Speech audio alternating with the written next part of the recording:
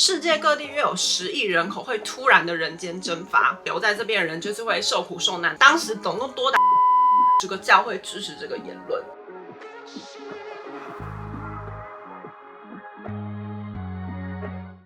欢迎来到 Holiday， 我是喜娜，我是台妞。今天要跟大家分享一个社会案件，是发生在1992年，韩国当年非常轰动的一个宗教骚动。接下来要讲1992年陆续发生的一些神秘的事件。第一个呢是发生在1992年的9月11号中秋节这一天，庆尚南道马山这边发生了一个自杀事件。死者是一名30岁的女生，上吊自杀，然后她留下的遗书上面的内容是写说呢，因为10月28号快到了，所以我觉得我存在在这个世界上已经没有任何意义，决定离开这个世间。第一个奇怪的自杀事件。再来第二个呢是发生在仁川市有一间妇产科医院。当时呢是一个妇女，然后已经到了孕中期了，她去跟医生说她想要堕胎。当然医生就是会说服她嘛，到底发生什么事啊？为什么已经到孕中期了想要堕胎这样子？然后他就说，因为10月28号快到了，我不能在当天我的身上有孩子，所以我决定要把孩子拿掉这样子。所以10月28号到底有什么呢？对，等一下会继续讲。第三个案件呢是发生在京畿道的军浦市这个地方，一家5口突然间失踪了，爸爸妈妈2个女儿都是高中生跟国中生，然后还有一个小学生的儿子，整家就是全家离家出走失踪了。根据当时的警方调查追问他们的亲戚，他们的亲戚有说呢，全家在失踪之前其实已经开始整理周边的事物了，然后就有把一些家里的东西清理掉，送给亲戚们。边整理的时候就边跟亲戚说，哎，反正10月28号到了，这些东西也没有什么意义了，所以我们就把它清理掉。当时发生的3个非常离奇的案件，到底1992年10月28号这一天发生了什么事情？世界末日。对，你怎么知道？因为我们小时候也经历过那个时期。在1992年10月28号这一天呢，在首尔的马浦城山洞这个地方呢，聚集了3000多人。所有的媒体，韩国媒体，甚至国外的媒体都来现场直播这个时刻。3000多人，3000多人非常多。10月28号的晚上，他们大概10点就开始集会在那边。到了晚上12点，是他们认为的很重要的时刻，每一家媒体都开始直播现场。10月28号这一天到底是什么日子呢？宗教团体当时认为这一天呢是世界末日。他们有一个韩文是叫 Hugo， 他们都会说 Hugo Haseyo。Hugo 呢，我去查，它的英文叫做Rapture， 中文是翻被提，可是它是一个宗教用语，算是末世论吗？就是耶稣在线的时候，所有的人会升天，所以我们在后面简称它是升天论好了，因为我觉得用被提这个字好像有点怪。反正大家就是相信所有的人都会升天，所以他们留在这世界上没有什么意义。在这之前，我刚刚讲还会发生这么多神秘的事件。那10月28到他们还在地上，会不会很紧张？所以等一下会讲。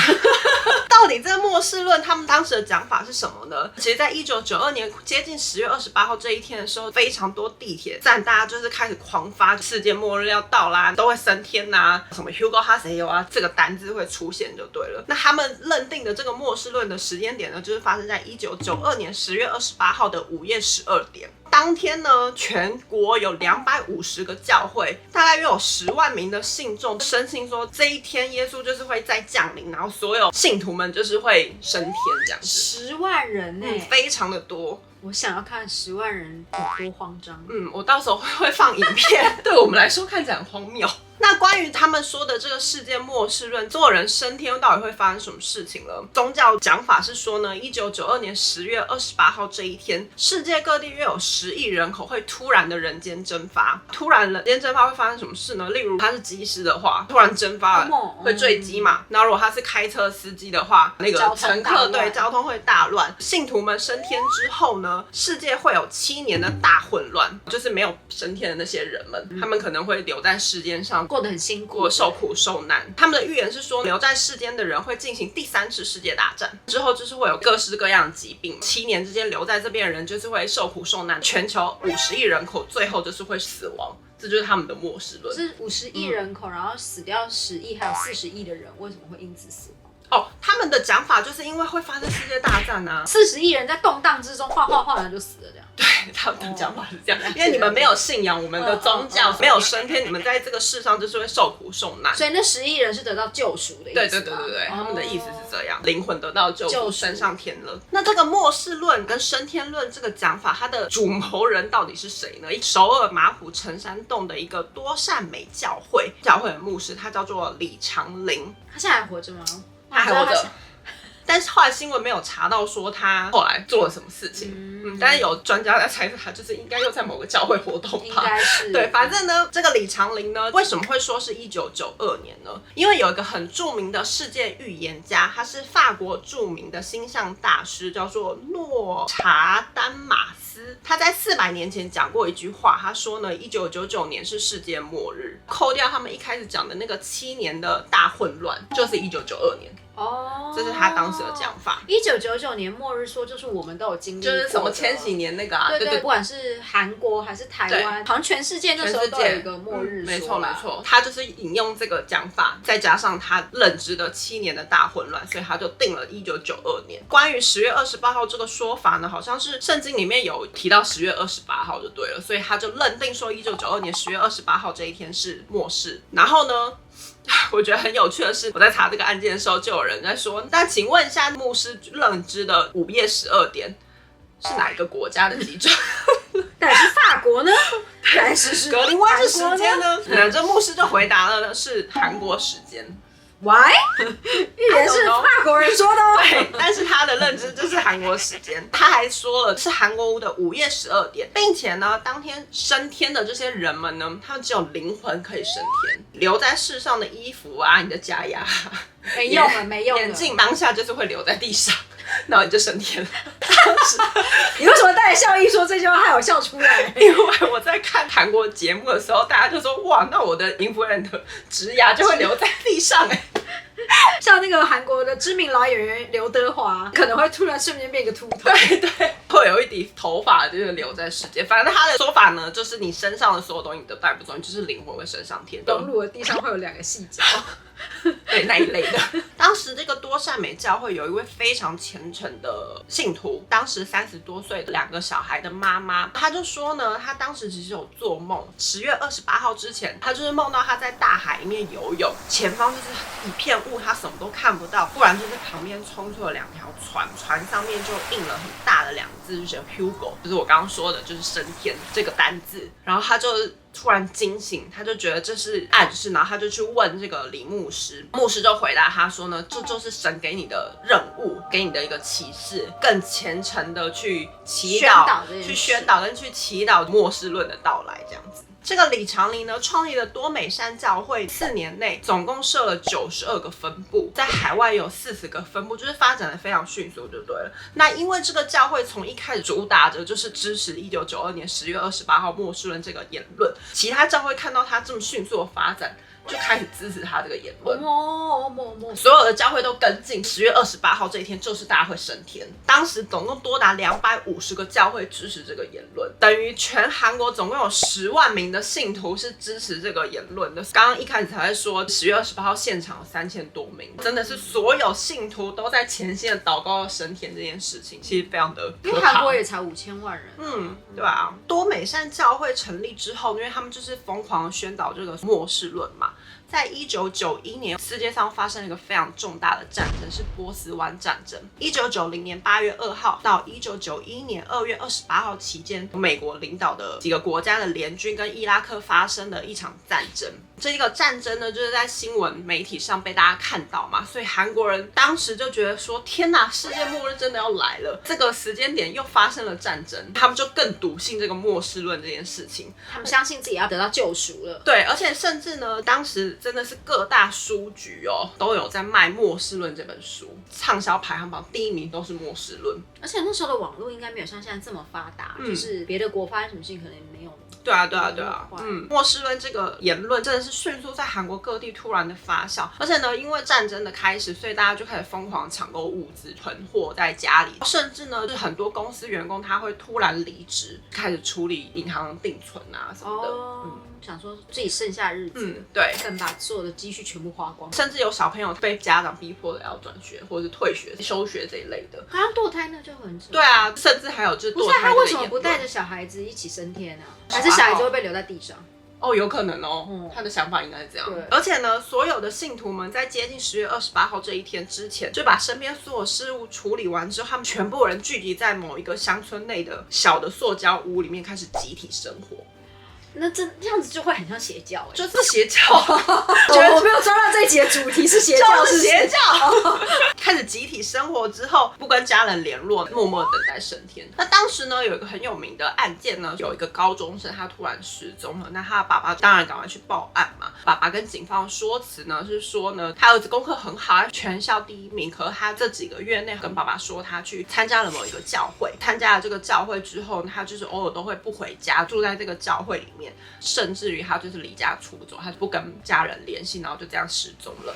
然后他就觉得是邪教。对，警方调查之后呢，就发现这个儿子他的房间里面有一张纸条，上面呢林林总总写了很多人的名字，是用手写的，名字里面也有他儿子本人自己的名字。大家都在猜测说这个名单到底是什么呢？当时这个教会认定说会被留在世上的人们的名单。不会升天的人不会升天的人们，受难的人，对，受难的人就是有在这个名单里面这样子。爸爸的立场一定觉得天哪，我儿子就是入了一个邪教嘛，就赶快请警方找人，警方也找到了。最后这个爸爸的做法呢，是把他儿子带到精神病院里面强制入院。当然，这个儿子他算是有一点走火入魔了嘛。可是他又不会升天，他为什么要走火入魔啊？他们认为他们自己是被神派到地上来，要处理这些剩下的人们。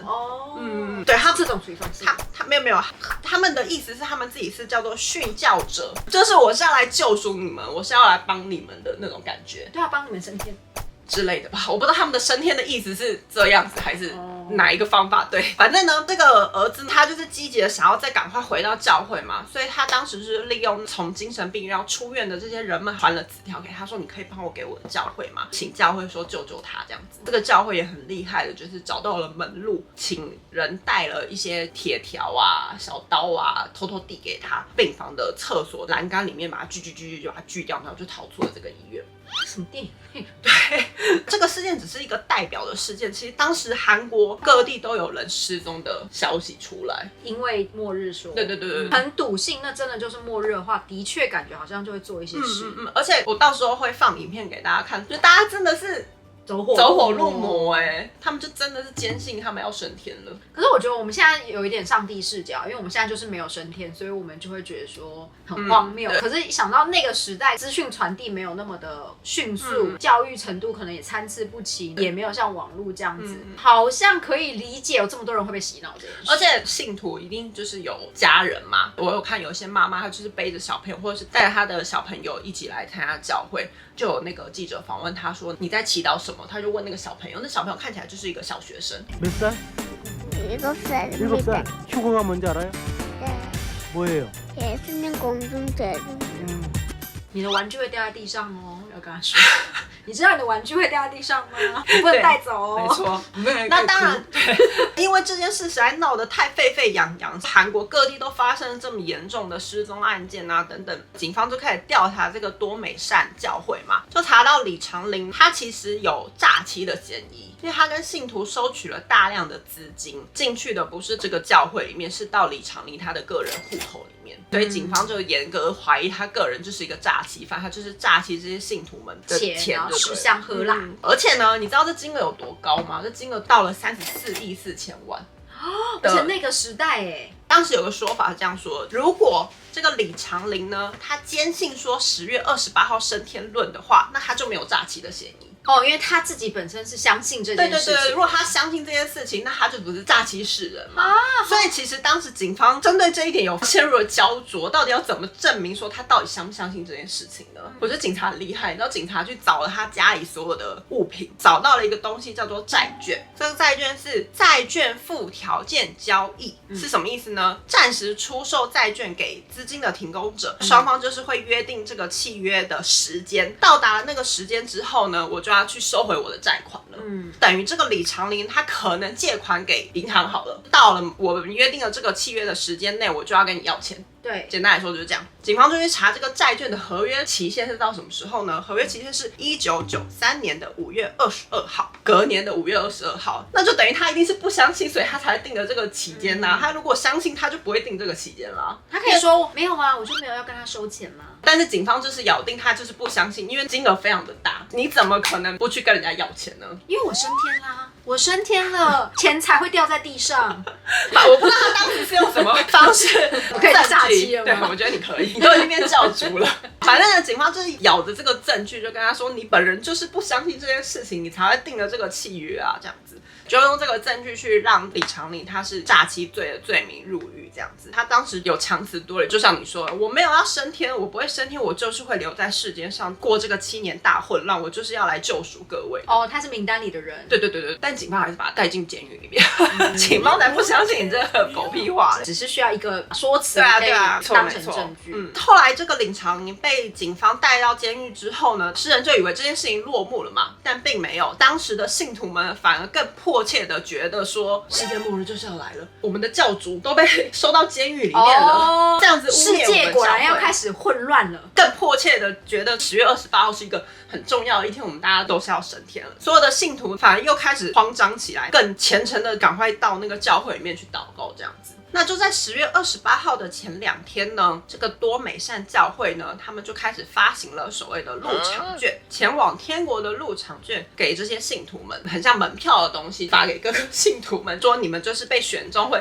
升天人，像我拿5月天的票一样吗？对，上诺亚面就会方舟，上面就是会有你的照片跟名字，被选中要升天的人。我要去登船了。有拿到这个入场券的信徒们就更加虔诚的觉得说，对，我们就是要升天了这样子。甚至呢，这个多善美教堂呢，在10月28号这一天接近5月12点之前，他们就开始现场直播教会的画面，因为现场就是有一堆信众嘛。你有看过那种画面吗？就是一直在那边唱歌，然后就是一直很虔诚的祷告，就我们要升天这样子。这个画面呢，就是也有播放给各个新闻媒体。刚刚一开始有提到那个10月28号聚集在外面那3000多人，他们就是现场在看那个教会的直播画面，全部一起等待12点的到来。对。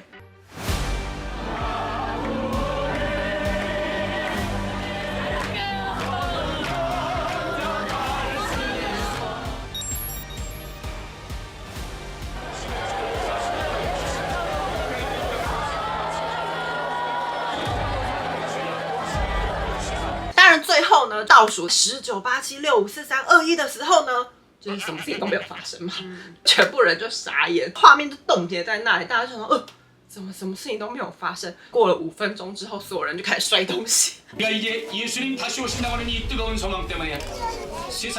할례들은 일부 신도와 가족들로부터 얼굴 등을 맞고 이성윤 목사 말 들어서 그래 휴가 잘 됐어?